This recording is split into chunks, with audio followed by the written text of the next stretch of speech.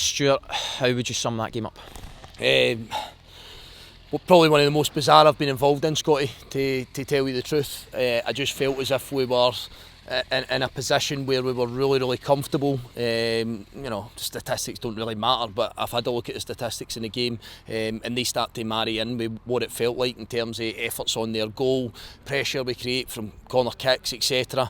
And we find ourselves at 1-1, and we've got an offensive corner at a point where we're very much in the ascendancy. I don't think Dundee's brought an attack to our goal at that stage in the second half. I've had every angle that you guys have been able to supply to me now. I sat at a referees meeting last night where we spoke about this holding and grappling inside the penalty area, and Jordan McGee's got his arm round Kofi Balmer's neck, which brings him to the ground. We spoke last night in that referees meeting about defenders being in the wrong side and that type of grappling. We're saying we all were in agreement as managers and with everyone that was present that those incidents become penalty kicks. We were told about an incident up at Ross County with Kofi Balmer as well, funnily enough, at 0-0 that should have been given as a penalty to us, and they accepted that they'd made an error in that. And then today, as Kofi's falling to the ground, he takes a knee and a stud to the head. He lies motionless inside the penalty box, holding his head, and the referee chooses to decide that it wasn't enough contact in his head for him to lie there.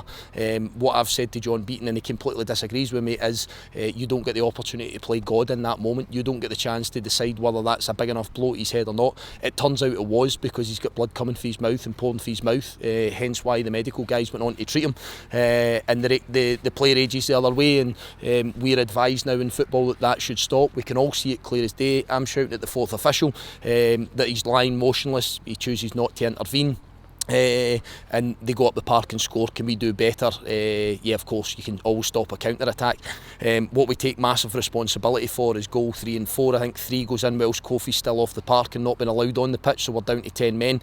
And then the 4th goal, again, we take full responsibility for. But the point I simply make at this stage is these guys have to have an understanding of how much an impact that can have in a game of football, how much of an impact that has on livelihoods, etc. Positions in the league, money at stake for football clubs, and for the supporters that are sitting up behind that goal, cheering on their team manfully, willing the ball into the back of the net, giving us real good support at 1-1.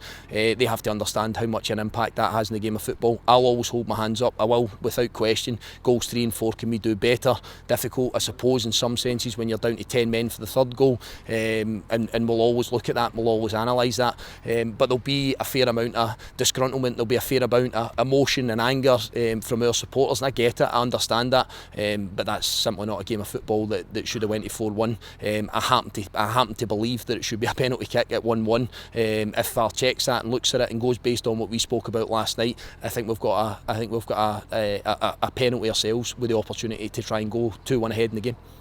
Goals 3 and 4, do you put that down to a lack of concentration in the heat of the moment just after that decision?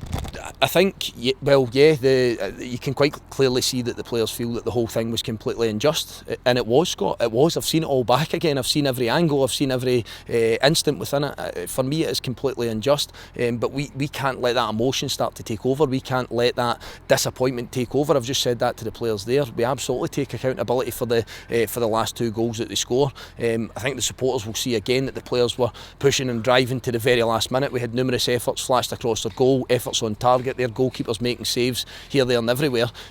So yeah, that's all fine and well, but we let that disappointment, we let that frustration boil over, and the end result is it looks on the face of it like a really comfortable win for Dundee, but me genuinely standing in that technical area, it felt anything but that. Thanks for your time, Stuart.